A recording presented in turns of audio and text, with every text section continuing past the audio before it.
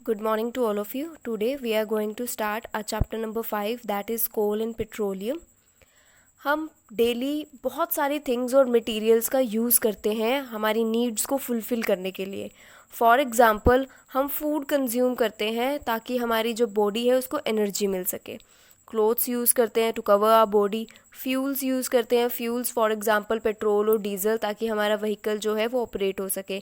हमें car drive करनी है, हमें बाइक चलानी है, तो उसके लिए उसके अंदर पेट्रोल होना ज़रूरी है. ये आता है आपके फ्यूल्स में. अगर हमें थर्स्टी फील हो रहा है, हमें हमारी बॉडी को डिहाइड्रेट नहीं करना है, तो वाटर की कंजप्शन करना ज़रूरी है.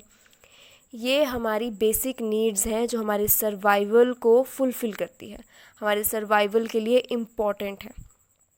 अब बेसिकली ऐसे बहुत सारे मटेरियल्स हमारे नेचर में प्रेजेंट होते हैं जो हमारी बेसिक ह्यूमन नीड्स को फुलफ़िल करते हैं. ऐसे रिसोर्सेज को हम बोलते हैं नेचुरल रिसोर्सेज. नेचुरल रिसोर्सेज जो हमें नेचर प्रोवाइड करती है, मतलब जो हमें भगवान से मिलता है. For example water, air, soil, coal, petroleum, ये सारी चीज़ें क्या है? नेचुरल रिसोर्सेज हैं जो कि हमें भगवान से मिलती है, हमें नेचर से मिलती है. इन सबको बोलते हैं natural resources. Natural resources further two categories में डिवाइडेड है. That is in exhaustible natural resources and the second one is exhaustible natural resources. In exhaustible natural resources कौन से होते हैं? जो हमारी अर्थ पे बहुत ज़्यादा अमाउंट में प्रेजेंट है. वो हम ह्यूमंस की किसी भी एक्टिविटीज़ की वजह से जल्दी ख़त्म नहीं हो जाएगा, मतलब वो बहुत ज़्यादा अबंडेंस अमाउंट में प्रेजेंट है. जैसे वाटर, हमारी अर्थ पे कितना ज़्यादा पानी प्रेजेंट है, और सनलाइट, रेनफॉल, क्ले, सैंड, ये हमारी अर्थ पर बहुत ज़्यादा अमाउंट में प्रेजेंट है. इनके जल्दी ख़त्म होने के चांसेस बहुत कम हैं. ऐसे रिसोर्सेज जो कि जल्दी ख़त्म नहीं होंगे या किसी ह्यूमन एक्टिविटी से जल्दी ख़त्म नहीं हो सकते, ऐसे रिसोर्सेज को हम बोलते हैं inexhaustible natural resources. Next category आती है एग्जॉस्टिबल नेचुरल रिसोर्सेज की. एग्जॉस्टिबल नेचुरल रिसोर्सेज क्या होते हैं? जो हमारी अर्थ पे लिमिटेड अमाउंट में प्रेजेंट है. अगर हमने उनका ध्यान से यूज़ नहीं किया या हमने उनका मिस यूज़ किया तो वो ख़त्म हो सकते हैं हमारी अर्थ से. ऐसे रिसोर्सेज को हम बोलते हैं exhaustible natural resources. For example coal, petrol. अगर हम पेट्रोल का ऐसे ही मिस यूज़ करते रहे तो वो बहुत जल्दी ख़त्म हो जाएगा हमारी अर्थ से. और पेट्रोल, ये डीज़ल, इन सब को बनने के लिए हज़ारों साल लगते हैं.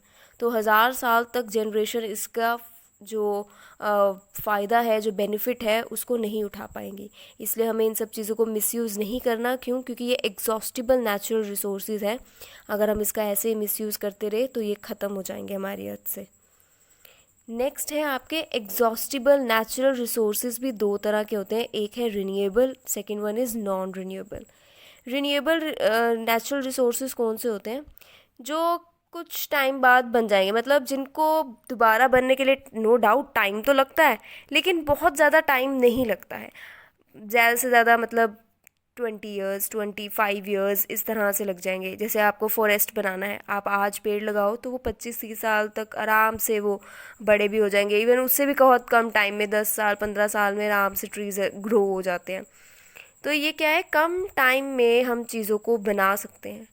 वो या हम आज लगाएं तो वो कुछ 10-12 ईयर्स में दोबारा से बन जाएंगी. उनको हम बोलते हैं exhaustible renewable exhaustible resources. Next category आती है वो जिनको बनने के लिए बहुत साल लगते हैं, हज़ारों साल लगते हैं बनने के लिए. जैसे कोल, पेट्रोलियम, पेट्रोल को 1000 साल लगते हैं बनने के लिए. तो ऐसी कैटेगरी को हम बोलते हैं नॉन रिन्यूएबल नेचुरल रिसोर्सेज. अब इस चैप्टर में हम पढ़ेंगे क्या? एग्जॉस्टिबल नेचुरल रिसोर्सेज के बारे में पढ़ेंगे. मतलब ऐसे जो हमारी अर्थ पे लिमिटेड अमाउंट में है, अगर हमने उसका मिस यूज़ किया तो वो ख़त्म हो जाएंगे. हमें इस चैप्टर में उन रिसोर्सेज के बारे में रीड आउट करना है.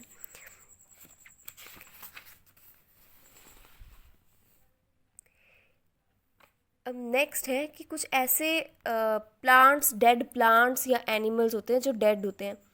वो हमारी अर्थ के अंदर चले जाते हैं, बरीड हो जाते हैं. हमारी अर्थ के अंदर का टेम्परेचर क्या है? बहुत ज़्यादा होता है, बहुत ज़्यादा अमाउंट में वहाँ पे हीट होता है, प्रेशर होता है.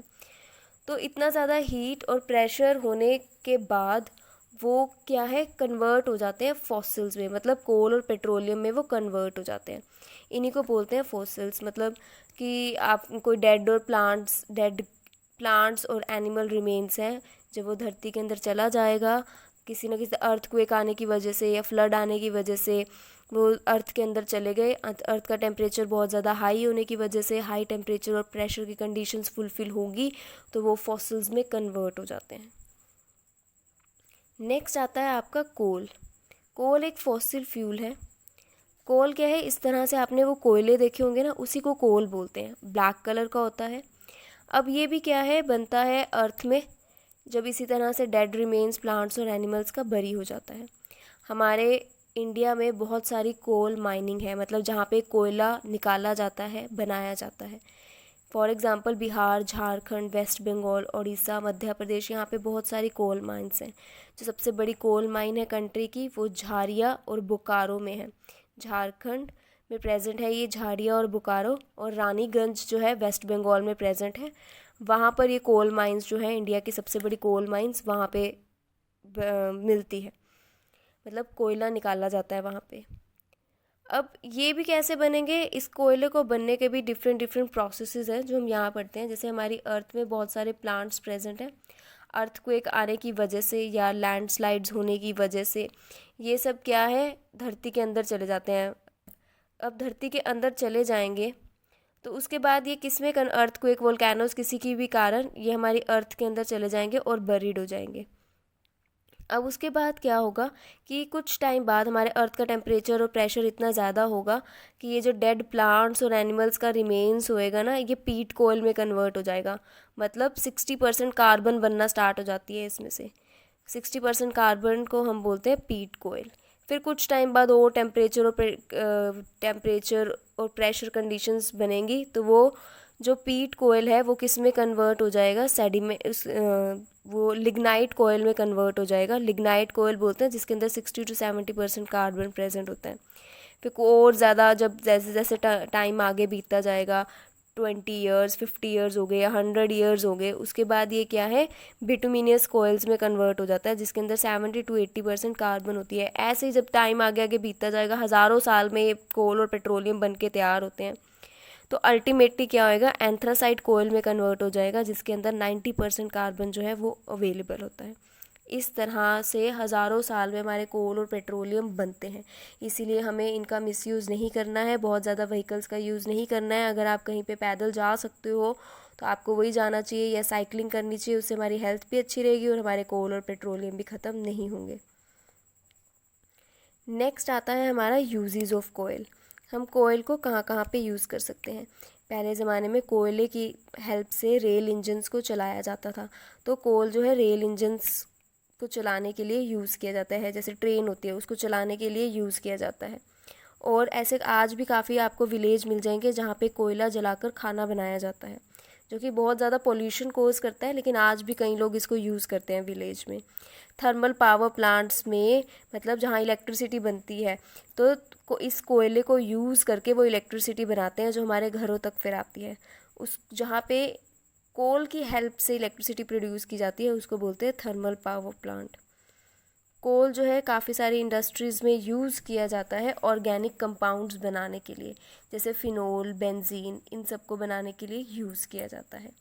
नेक्स्ट प्रोसेस आता है हमारा destructive distillation of coal. Destructive distillation of coal का क्या मतलब है कि हमने जो कोल है उसको बहुत ज़्यादा हीट प्रोवाइड करनी है, बहुत ज़्यादा टेम्परेचर प्रोवाइड करना है in the absence of air. उसके बाद वो जो कोल है वो डिफरेंट कैटेगरीज़ में कन्वर्ट हो जाता है। जैसे कि जो कोल होता है, जब हम उसको हीट प्रोवाइड करेंगे in the absence of air तो वो कोक, कोल तार, अमोनिकल लिक्कर और कोल गैस में कन्वर्ट हो जाता है। अब पढ़ते हैं कि कोक क्या होता है। ये जो हमारे में मिलेगा कोल को स्ट्रॉन्ग हीटिंग करने पे जो हमें मिलेगा वो होता क्या है। ये जो कोक होता है इस तरह से प्रेजेंट होता है, कोयले की तरह ही होता है, बस इसके अंदर पोर्स प्रेजेंट होते हैं और ये ग्रे कलर का होता है। अब ये 98% इसके अंदर जो है कार्बन प्रेजेंट होती है। अब यूज़ कहाँ करते हैं इसको, आयरन और स्टील इंडस्ट्री में इसका यूज़ किया जाता है। बड़ी बड़ी भट्टियाँ जो होती है, फर्नेसेस जो होते हैं उसको जलाने के लिए, या जो हमारी अर्थ से मेटल निकलते हैं, ओर्स, निकलते हैं, उस ओर्स में क्या है, बहुत सारा गैंज लगा होता है, दैट इज़ इम्प्योरिटीज़ लगी होती है। तो वहाँ से जब हमें प्योर मेटल लेना होता है ना, तो हम इसको कोक को यूज़ करते हैं। नेक्स्ट हमारा आता है कोल तार। कोल तार इस तरह से होता है, जैसे आपने वो रोड्स बनती है तो वहाँ पे कोल तार डाली जाती है ब्लैक कलर की, ये वही कोल तार है। ब्लैक कलर का होता है, विस्कस होता है, मतलब थोड़ा गाढ़ा होता है, अनप्लीजेंट से इसकी स्मेल आ रही होती है। अब ऐसा नहीं है कि ये एक सिंगल कंपाउंड प्रेजेंट होता है, मोर देन 200 कार्बन कंपाउंड इसके अंदर प्रेजेंट होते हैं। इसको हम इम्पॉर्टेंट सब्सटेंसेस बनाने के लिए भी यूज़ कर सकते हैं, जैसे टोलीन, बेंजीन, फिनोल, नैप्थलीन। नैप्थलीन की गोलियां जो होती है वो हम जब हम सर्दी के कपड़े रखते हैं, आप अपने बेड में या कहीं पे भी, जहाँ पे भी आप अपने विंटर्स के क्लोथ्स रखते होंगे, तो उसको कीड़ा ना लग जाए या वो ख़राब ना हो जाए, तो हम उसके अंदर ना कुछ टैबलेट्स डाल के रखते हैं। वो जो टैबलेट्स होती हैं वो नैप्थलीन की गोलियाँ होती हैं। तो वो उसको बनाने के लिए भी कोल तार से हम उसको भी बना सकते हैं। जिस प्रोसेस से ये सब बनाते हैं उसको बोलते हैं फ्रैक्शनल डिस्टिलेशन। और फ्रैक्शनल डिस्टिलेशन से बहुत सारी चीज़ें बनती हैं, डाइज, एक्सप्लोजिव, पेंट भी हमारा उसी से बनता है, कोल तार से। तो इसके बहुत सारे यूजेस हैं। नेक्स्ट हमारा आता है कोल गैस। कोल गैस भी हमें डिस्ट्रक्टिव डिस्टिलेशन से ही मिलती है। अब इसके अंदर क्या है, हाइड्रोजन, मीथेन, कार्बन मोनोऑक्साइड, ये सारी चीज़ें प्रेजेंट होती है। अमोनिकल कंपाउंड्स हमें मिलते हैं जिसके अंदर अमोनिया प्रेजेंट हो, जैसे जो हेयर डाइज आती हैं, बाल काले करने वाली डाई, उसके अंदर भी काफ़ी अमोनिया प्रेजेंट होता है। उससे हमारी आँखों को काफ़ी ज़्यादा हार्म पहुँचता है। तो अवॉइड करना चाहिए ऐसी चीज़ों को यूज़ करने के लिए। लेकिन हम अमोनियम कंपाउंड्स बनाने के लिए भी इसका यूज़ कर सकते हैं। काफ़ी ज़्यादा नाइट्रोजीनियस जो कंपाउंड्स होते हैं उसका हम यूज़ कर सकते हैं। Thank you.